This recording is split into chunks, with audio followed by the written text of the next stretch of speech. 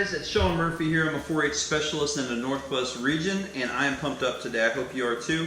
We're going to be talking about survival skills and hopefully teach you guys some cool things. So at the end of this lesson, I hope that you guys, number one, will be able to have a start on a survival kit. We'll talk about some things you might have in yours. Number two, we're going to make a water filtration device that you guys might be able to use in an emergency situation. And third, we're going to look at how to start a fire, and most importantly, how to keep your matches dry, so that they won't let you down and won't get wet when you need them. But first, we always start these off with the 4-H pledge. So I have 4 of my daughters here. They're going to lead us in the 4-H pledge. Girls? I pledge my head to clearer thinking, my heart to greater loyalty, my hands to larger service, my health to better living, for my club, my community, my country, and my world. All right, thank you, girls. So guys, survival situations. It's all about being prepared. You never know what might happen in life. And so we're going to talk about some different things that you guys might be able to use and some tips. And guys, it's just kind of fun to be prepared because you're taking your survival into your own hands in that circumstance. All right? So you never know what might happen. Maybe you're out driving around. It's the middle of winter. You have an accident. I've heard of this happening. Your car goes off on the side of the road. Nobody knows you're there. You can't get out. It's the middle of the night. What do? So we're going to talk about some scenarios that might help you guys stay safe no matter what the circumstance is. But first, I think it's important to know a couple things. We have in survival what we call the rule of threes. Does anybody know the rule of threes? If you do, go ahead and type it into the comments. Okay, so let's see what you guys had, how many of you had it right. The rule of threes, right here. And that means that in a survival situation, you can survive for 3 minutes without air. Obviously, you need air to breathe. You can go 3 hours without shelter. So imagine it's a cold day. It's 20 degrees out. You're not going to survive very long if you don't have shelter. And we can count clothing as shelter too, because if you have a coat on, obviously you're going to be in better shape than if you don't. You can go 3 days without water. You got to have that water or else you're going to dehydrate pretty quickly and you're not going to be able to live. And you can go 3 weeks without food. So of all these things, if you're in a survival situation, number one, the first thing is you need to be safe. You need to make sure you have a good air supply, that you're not going to be in a situation that you're in danger. But number two, a lot of people say, hey, I'm in a survival situation, I got to find some food, I got to go kill a rabbit or something, I'm going to die. But really that's not the most important thing. The most important thing is that you find that shelter and so that you can stay warm, stay dry. Guys, if you get wet in a survival situation, very quickly you can develop hypothermia, you can be in a bad situation pretty quick. So you got to make sure you're dry, that you're warm, that you're protected. And so you got to find that shelter. The next thing is the water, like we talked about. Water is huge. We're going to show you guys, like I said, how to make a water filtration device. It's pretty cool. I think you guys will like that. And then finally, the food. Food's easy, but take care of those others first, then we'll go from there. Guys, first thing I want to do is talk about our kit. So I have some items here, and I'm going to bring them out. I want you guys to show me, or actually tell me in the comments, if you have a use for that item. So be ready with your fingers. Type in real quick if you know what we might be able to use some of these items for. And we'll see if some of you guys have some cool ideas for what we can use them for. Alright, so first up, this is obvious, guys. This is a first aid kit. You guys know what we can use that for. It's always good to have something in there, at least like a Band-Aid, something like that we might be able to stay safe with. Second, a high energy source. Our protein bars. Those are going to be high energy. They're going to give you some protein, keep you alive and healthy. So it's always good to have something like that that's going to keep really well because you're not going to be replenishing that all the time. So have some kind of high energy source in there. Next thing, guys, duct tape. What can we use our duct tape for? Type it in the comments.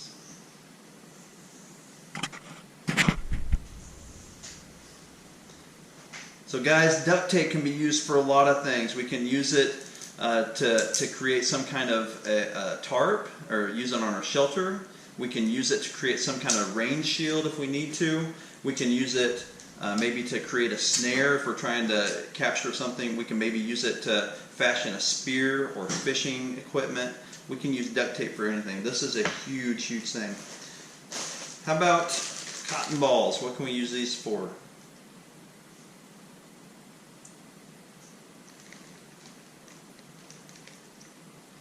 Alright guys, you can use these for a lot of things. You can use them in the medical. If you get hurt, you might be able to use them to apply some kind of wound bandages, things like that. But I like to use them for fire starters, and we're going to show you guys how to do that here in a little bit too. So these are great as fire starters. Here's some t-shirt. You can use this for a lot of things. We're going to show you guys what you can use this for in our water filtration device. Matches, you guys know what we can do with those. It's always good to have a few matches. You guys know what this is? This is dryer lint. Now, why would I have dryer lint? Anybody put that in the comments? A dryer lint can make a great fire starter. So you can go into mom's dryer, pull out that dryer lint, and you can use this as a fire starter. Here's some fishing lures, a little fishing kit. This is a great kit that you guys can use. Very cool. Rope. You guys know what we can do with rope. You can use this for all kinds of different things. Always have some kind of rope, and along with that, some wire, just some ideas on some things. Now you never know when you might need a knife, so always with your parents' permission, a knife is a great idea, something to have in your survival kit. And a flashlight, some kind of light source. These are pretty cool, guys, and we'll show you guys how to use these in a little bit. Flint. And we have flint with the magnesium block, and these are great for fire starting when you don't have matches. The good thing about these, they don't get wet. If they do get wet, it doesn't hurt them. So these are something that can be a really good asset. Okay, so you guys have some ideas here. The last thing I want to make sure that you have, you need something to carry it in. This is our coffee can. Now, why would I want to use a coffee can? Anybody know? The best thing about this coffee can, and this one, I'm cheating a little bit. I don't have a metal one. This one is paper. But if you have a metal coffee can, that's the absolute best because you can cook in it. You store your things in it. You put all your items in there. And then when you get to your survival situation, you can dump it out and you can boil water in it. You can cook in it. And so that's a great thing that'll help keep you guys safe. All right, well, we're going to move on. We're going to do our next thing. I'm going to show you guys what we can do to keep these matches dry, because if they get wet, they're no good. So you got to keep them dry. I'm going to show you guys a little trick here. So we'll be right back and I'll show you guys how to do that. All right, guys, we're back and we're going to show you guys now how to take these matches and make them waterproof so that they're not going to let you down when you need them the most. Now, guys, first I want to say, make sure that you have parent permission. Don't go and get your matches and play with them unless you have permission to do so. As you guys know, matches are dangerous, so make sure that you get that permission first. The way we're going to do this is pretty cool, guys. It's pretty simple. We're going to take our matches. These are just regular strike-on box matches, like you guys have all probably seen. We're going to take some crayons, which I did have in here. I'm already getting a head start. I melted them. They're just old, broken-up crayons. We took the paper off, and then we're going to have some toilet paper. Now, this is valuable, so use it wisely. Do not abuse the toilet paper privileges. So, and with all that, that's what's going to make our fire starter waterproof. And it's also, like I said, going to have a fire starter that's going to help your fire when you're trying to start it, make your matches burn a little longer. So pretty simple, but pretty cool way to do it. So I've been cooking our our crayons here. I got a head start on them. I just put those broken in crayons in this little jar. This way we're not getting mom's nice dishes dirty. And we have them pretty much melted. We got a head start on this. You guys can come back and watch this later if you want to. If you're not keeping up, that's fine. Just watch and you can kind of remember the steps or come back and watch. Now all you're going to do, guys, you're going to take about a square of this toilet paper and you're going to wrap it up about like this. You're going to take your matches and you're going to put them right there. You want the head sticking out. And then all you do is roll them up. Just like a burrito. Just roll it up just like that.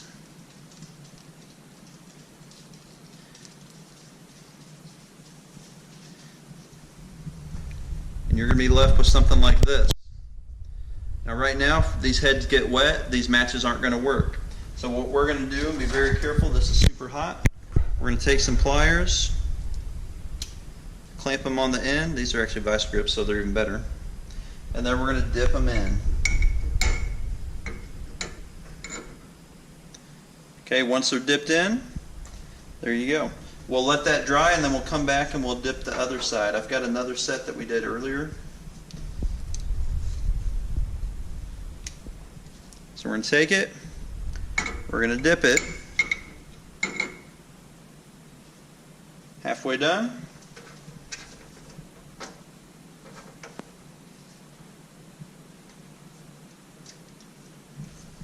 You can see the others are starting to set up. It doesn't take long once you take them off the heat. I'd normally probably wait a little more, but just for sake of time, you at home, you can wait till it's completely dry. But we're going to take them, we're going to dip them in the rest of the way. See how it's completely covered?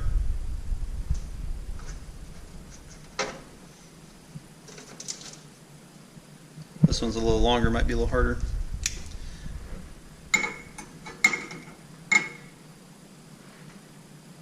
And there you go.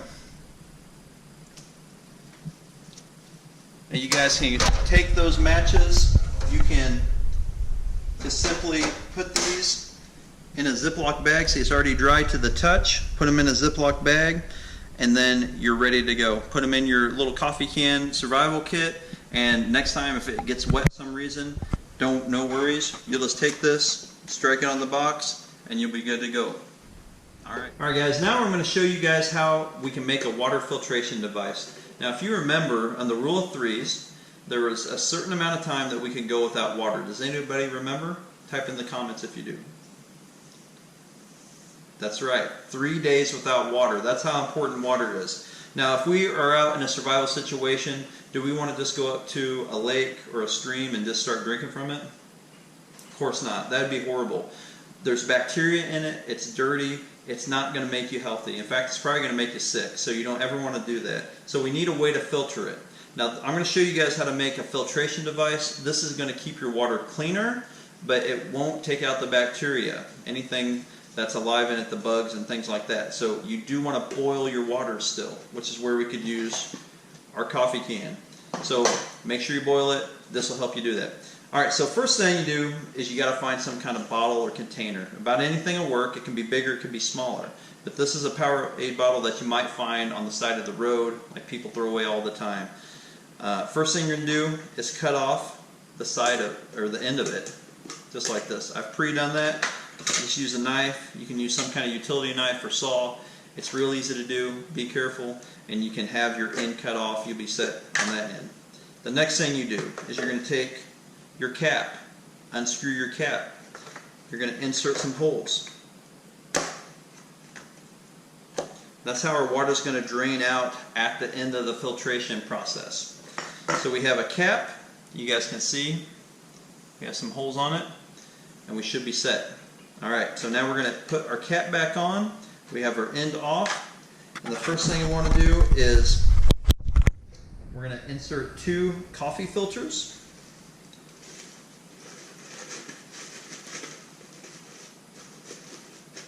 So we're just going to insert those into the bottom of this. We're going to take our sand,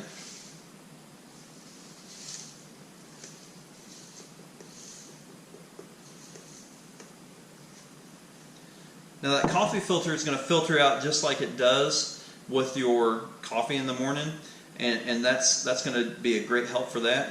But then the next thing, the sand, it's going to cleanse it as well. So it's going to actually have the stuff, the dirt, the impurities that are in that water. It's going to stick to that sand. There's also bacteria that's actually on that sand that will help clean it off too. Next we're going to take some of our rocks.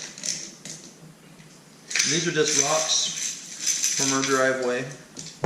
So about any kind of rock will work great. So we're going to insert those.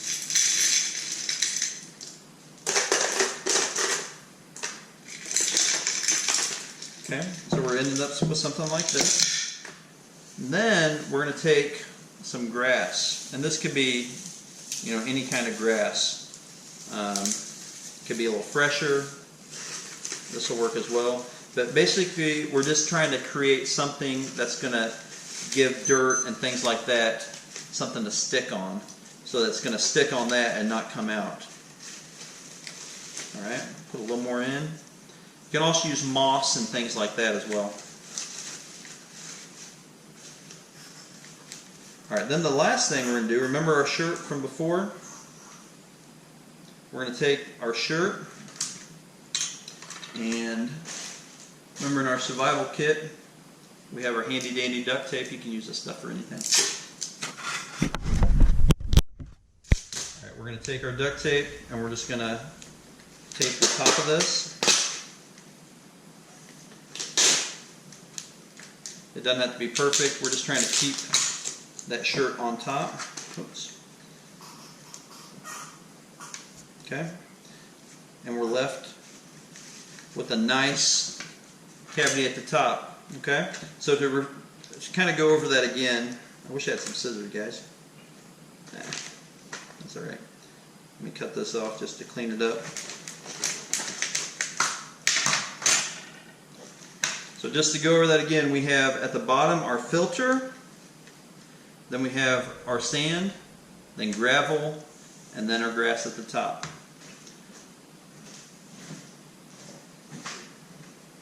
I'm going to show you guys what that looks like.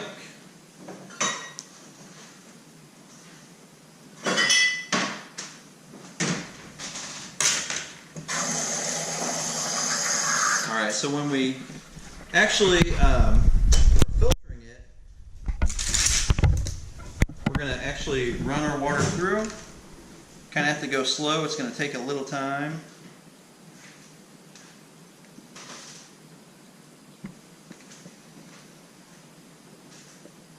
And you'll start to see that water come out the bottom.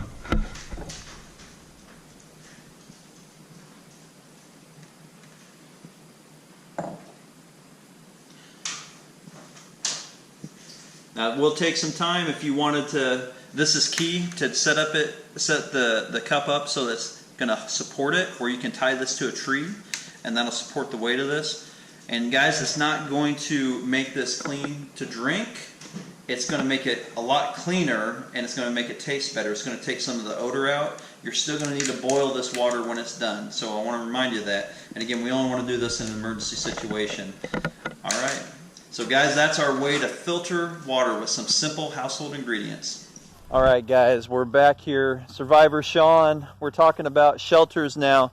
I told a couple of my kids to come on out and see if they can make a shelter. We're going to critique them, we're going to talk about them, and talk about what makes a good shelter. Alright, guys, why don't you show us what we got here? Okay, we made a structure out of some branches that had just fallen from a tree, and we kind of planted them in the ground a little bit, and then we put the tarp around it and tied it at the top with some rope, and then put these weeds that we found in the backyard that our mom tells us to knock down, and we just put them around it. Okay. Guys, I like it. This is really good. I think what you did there, you see Isaiah getting in there. Look, he's comfy, cozy in there. What you guys did that was really good is, remember, we got to have shelter. Shelter is very important, which means warmth. And a lot of times people will make a shelter and it won't be very warm. It'll be really big, and they're thinking like a survivor mansion or something. But with this one, you guys are going to be cuddling in there, but you're going to be nice and warm. So that's a good thing. You have these dead branches here. Those are going to help shed some water. Do you want to get that close to the fire, Micah? No, so you have to be careful with the fire, but that shouldn't be an issue. The tarp, you did a good job keeping that nice and tight in there. You could close this up and you guys would be warm all night. So you guys overall did a really good job. One other thing here, you guys at home don't know this, but this way is north, and so they have their opening kind of facing south, a little bit east, and that's good. You want to keep your openings facing to the south because that's where the warmth is. The sun will shine from the south. So overall, really good job, guys. All right, guys, we're back. One thing I forgot to tell you, this is a competition. So I've got two sets of my kids. They're each in competition to see who's going to win. So here's entry number 2. We'll see how they did. What do you guys got going here? Lean-to. Yeah. First we attached the tarp to the tree. We just trying to make sure it was tight. And then we pulled it down flat and attached it with rocks and all kinds of stuff and Okay. logs. Okay. That's pretty good, And guys. then we put grass on the inside to make it comfier. And then using a shirt that we had and shoestring, we made a pillow and weeds. And then using the flint and the cotton balls, we made a fire. Very cool. All right, now you guys have it facing. Do you know which way this is facing? Like what direction? South. Very good. Did you do that on purpose? No. Say yes. Yes. Oh, good thinking, guys. Yes, you always want it south, like we talked about before, so that's good. That'll keep it warmer. How do you think this would hold up in a windstorm? Not that great. Not that great. I think it'd do pretty good. I think the biggest issue is that you guys don't have a way to close this off, which it could get kind of chilly, but you do have your fire right here, so that's going to be good that Ruby's working on. So that's going to keep that nice and warm in there. So overall, guys, really good. Now, guys, like we said, it's a competition. You guys come over here. It's a competition. It's close, but I think I'm going to have to give the edge to Rachel, Isaiah, and Micah. Good job, guys. All right, guys, that's all we have for the shelter. We'll move on to the fire starting next. All right, we're back, guys. Fire. We want to start fire. We've already talked about how to waterproof your matches, but let's say you don't have any matches or you just want an easy way to carry your flame.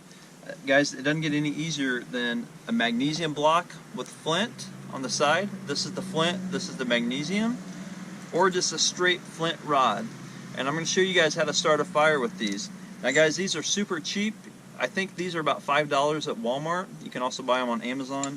And I bought 10 of these on Amazon for $10. So the flint sticks are really cheap. Alright, so what I use to start these, you can get a striker. This is just a cut up hacksaw blade. You can use a knife, something like that. Just be careful when you're doing it.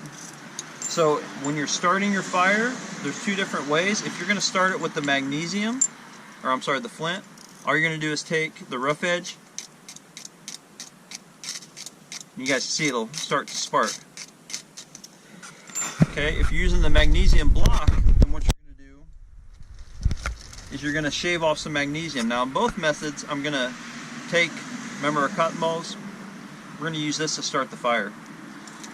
So on the magnesium, I'm going to scrape off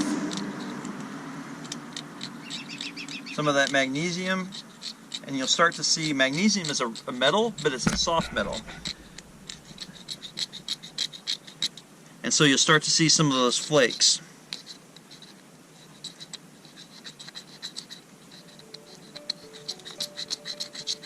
Those flakes are really flammable, so magnesium burns really, really well. So when you have a good pile of flakes, then you're ready to strike. Now I want to stress this, make sure you get parent permission before you do this, or in my case, wife permission. So we're both covered. So none of us want to get in trouble from parents or wives. So once you have your little pile of magnesium, we're going to take this and we're just going to strike. And there you go. You have flame. Now if I was really trying to start this, which I guess we may real quick, you want to have your supplies ready. So I've got some burned up grass right here. We're going to put that on top. And then we're going to have, we're going to have these ready to put on. And I like the TP version. We're out of control. I like the TP version. So we're going to put on our sticks. And we'll try to get our fire going that way. Now if you don't have your fire ready, then that's going to be a bad thing. If you don't have your flame going, or you get it going and then you don't have your sticks, then that's not a good situation. So make sure you have your fire, your fuel, which is your sticks, ready to go, and then that way you're going to be able to get that fire going. You're not going to lose those valuable sparks. Okay guys, well we've talked a lot about some different survival things. I hope I've given you some things to think about to practice. Go home, work on your kit, get something put together. You may just use it camping this summer. It's kind of a cool thing just to have. Work on some shelters. You can make a lot just out of tarps and some branches, things like that. If your parents are good with it, they'll let you get a flint stick. Get some magnesium blocks. They're a lot of fun to try and practice, and everybody should know how to do that. Alright guys, as always, hope you had fun today. Get out there, get outside this summer. The coronavirus, it's always great to get outside. Don't let it keep you inside all the time. Get out and have some fun, and always be learning. Have a good one, guys. We'll see you later.